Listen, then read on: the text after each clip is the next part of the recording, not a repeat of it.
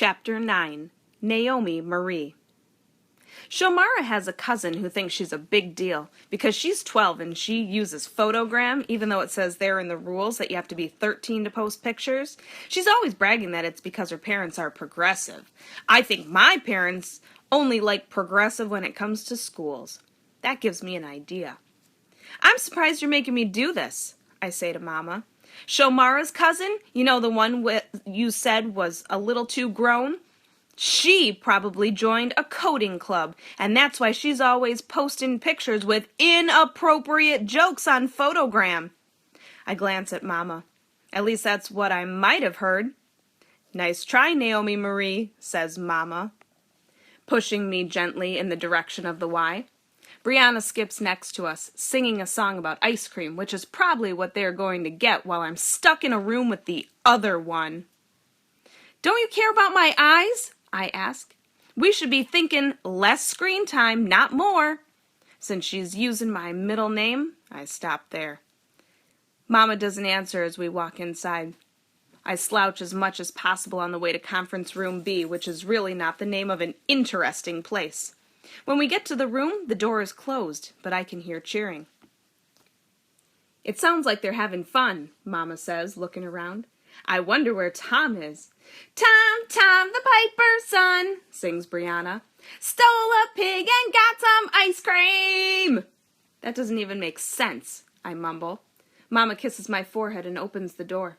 There's a woman with really pretty twists standing in the front of the room. She's wearing lots of bright colors and big hoop earrings. She smiles and waves me in. Bye, sweetie pie, says Mama, kissing my forehead again in front of the whole room. I sit in a seat close to the door and try to look around discreetly, which is something I'm good at because Shomara and I graduated from the spy school we started last summer. I don't see the other girl. Maybe she threw a tantrum and isn't coming, because she's also a baby head tantrum thrower. Welcome, I'm Julie, says the teacher. We're just going to go over a few things, then we'll get started with the Duotech programming language. Duotech is an awesome way to learn how to write computer code. You can create games, interactive stories, animation, anything. And it's web-based, so you can work on your project anywhere and share them with kids all over the world. In this space, we are creators, not consumers. We are collaborators and cooperators, so you'll be working in teams on a project. She's smiley, but when one of the girls in the back says, whatever, really soft, she gives her the eye, and I can tell Julie doesn't play. She kind of reminds me of Mama, except Mama has locks. Sorry we're late, says a man, opening the door. It's Tom, and that girl is slouching behind him, wrinkling her nose and holding her stomach. She glances at me and we both nod hi quickly. She looks grouchy, of course. Not at all, we're just getting going. Pickup is at 1, we'll see you then. Tom says, Hi, Naomi. So I have to say, hi, out loud back. Then he says, Bye, Naomi. And we both say bye back. Ugh.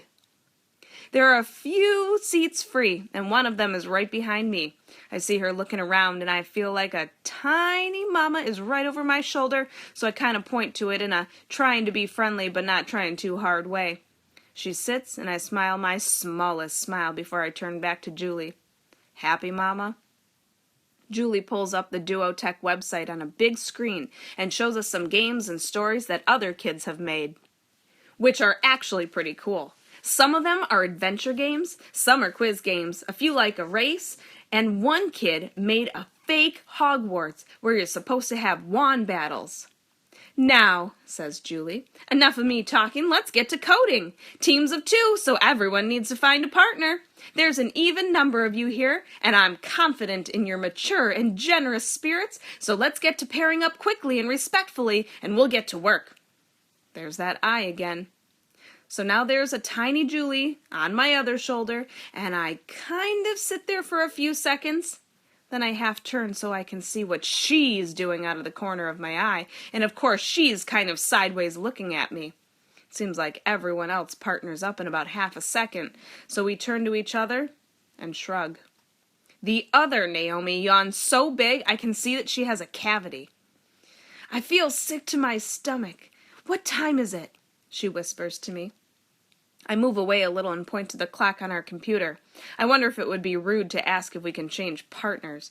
All the other girls look like they're about to make each other friendship bracelets any second now. Julie claps, doing that "okay, focus" thing teachers do when they really want to yell, "Be quiet!" Not only do you get the opportunity to create and cooperate here, the Duotech organization will be sponsoring a showcase to feature the games that demonstrate the best collaborative practices and most thoughtful content. When we all stare blankly, she translates, "The teams that work well together and produce something interesting have a chance to have their games on the Duotech website for the whole world to see and enjoy. Capiche?" We nod. Julie continues, "It's open to any duo in the world who's part of a Girls Gaming the System workshop, so you'll all have the opportunity to enter. Each team will present its game during the final session, and we'll all vote on which one should represent us in the showcase." She claps again. "I'm looking forward to the magic and meaning you make over the next 6 weeks, ladies." A showcase? I can picture myself sitting at the library computers next to the teen games crew and accidentally on purpose pulling up my awesome game on an international website. Maybe there's a medal or something, and I can wear it to school and kind of twirl it around my neck casually. "Oh, this," I'll say. "I almost forgot about it. Just a little thing I won for some programming work. It was easy, really."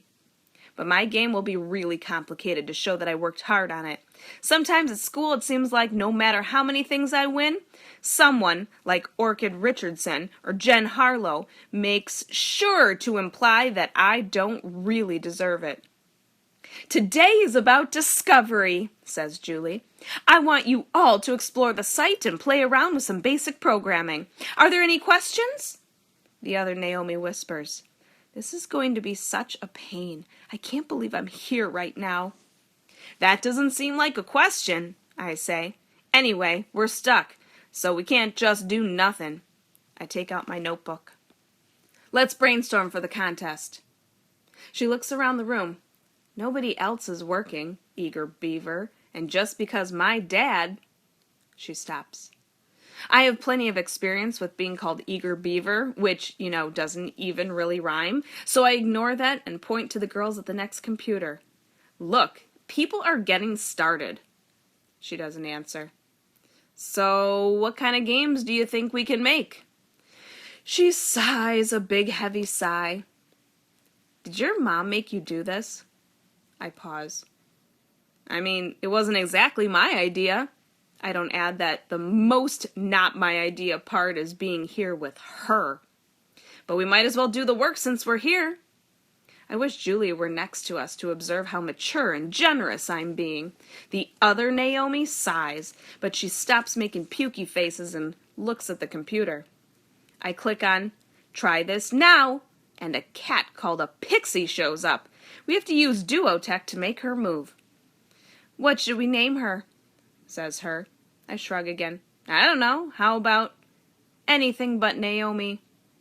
I look her in the eye. She's smiling. I smile a very small smile back.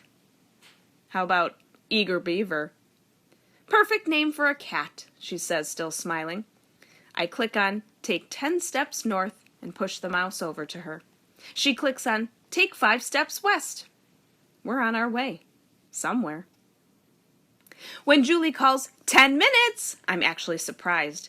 We decided to name our cat Catastrophe, and we get the hang of using scripts to move her around pretty fast. We create a maze, and we even make her moonwalk. It's almost fun. I had no idea that programming could be like making stories. Most of the other partners are giggling and chatty, but we're quiet. I'm doing most of the work on the computer, but at least she's not making any snide remarks anymore. I figure out how to add characters, and there's a ballerina with 2 afro puffs like I used to wear before I got to 4th grade, where it's best to wear only one. I add her to our game. "Do you take ballet?" she asks. "No, West African dance," I say, "but, I might."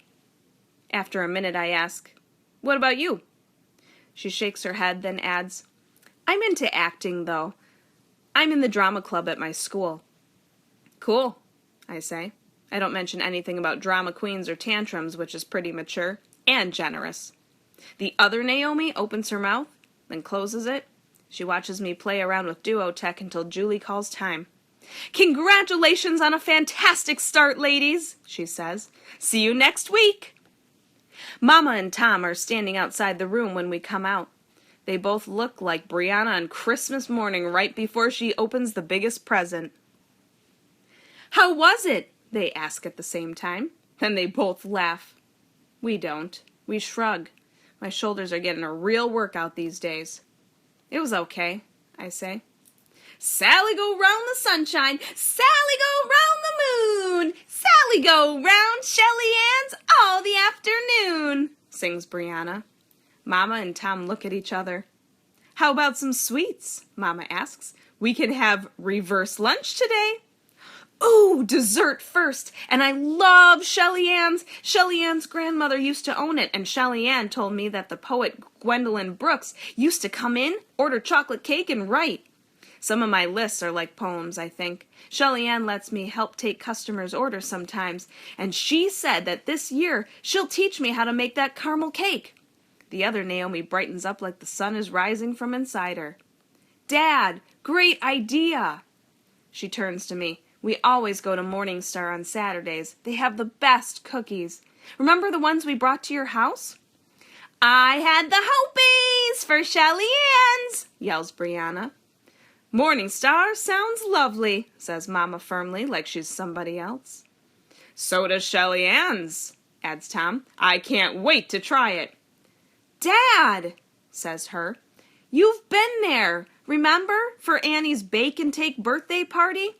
Anyway, Morning Star—" Right, says Tom quickly. Then he gives her some side-eye.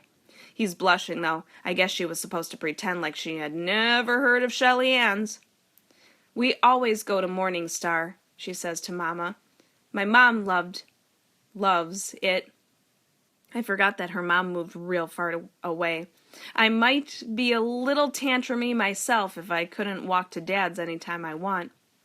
Mama gives her a little half smile and reaches out like she's going to pat the other Naomi's arm, but she doesn't. Now they're talking. Actually, now they really are talking, close and quiet like people with secrets. I hate secrets that aren't mine. I grab Brianna's hand, all big sisterly, just to let the other girl know. "Teach me that Sally song," I say, even though I already know it because she sings it every 5 minutes. "I'll teach everybody," says Brianna. She starts singing and we start walking. I think about how there will be caramel cake at Shelly Ann's. I pretend I don't notice when she puts her hand out to the other girl. I wonder if there's a tiny mama on Brianna's shoulder too, or if she just doesn't know any better. Or maybe she's following my example like a little sister should. Something almost like the Hopies flutters in my belly. Maybe Shelly Ann's caramel cake will be magic and make the other Naomi nice. And then she'll go home and be nice there, where I won't have to see it, but I'll know I helped. Maybe if I can keep being so mature, I can make all this go away, and then I can be myself again. The one and only Naomi.